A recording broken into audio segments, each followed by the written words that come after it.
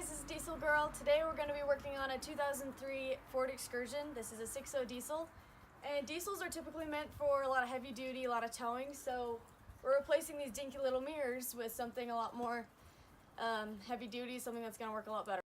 As you can see, these are really little mirrors and they don't do as well of a job. You can't see a lot, there's no telescoping, there's nothing. So we're going to replace them with something a lot better.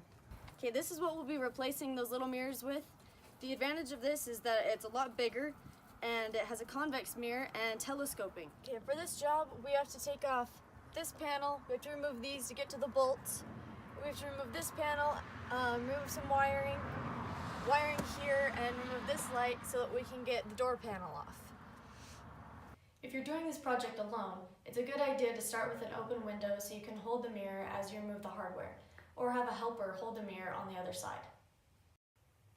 To remove the upper panel, pull it straight out by hand or use a panel tool if leverage is needed.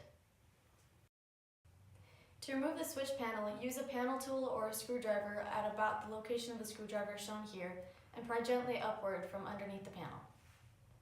You want to be careful.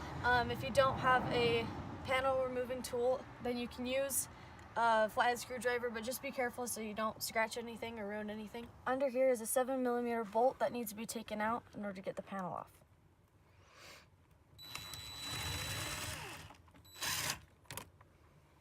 To remove the light cover, stick a flathead screwdriver straight into the slot and pry gently toward the vehicle. Under the lens, you will need to remove the 7mm screw from the door panel. Once the wiring and the bolts have been disconnected, then you can just lift up. The panel lifts up and you can take it out. Once you do that, you need to disconnect the seat settings and take the light out. To remove the light, all you need to do is push in a little bit and turn counterclockwise to get it out. Just like that. To disconnect the wires to the mirror, you just have to pull this back.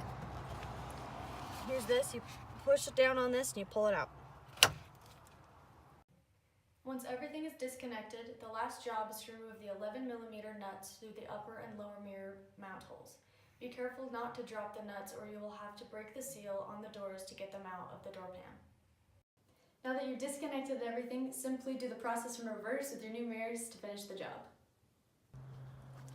Got both the mirrors on, super excited. It's gonna be way easier to tow. It also looks great, makes the truck look like a truck, and it's just super excited to get these on. Thanks for checking out my video. Be sure to subscribe to catch all my upcoming projects. This is Diesel Girl. Until next time.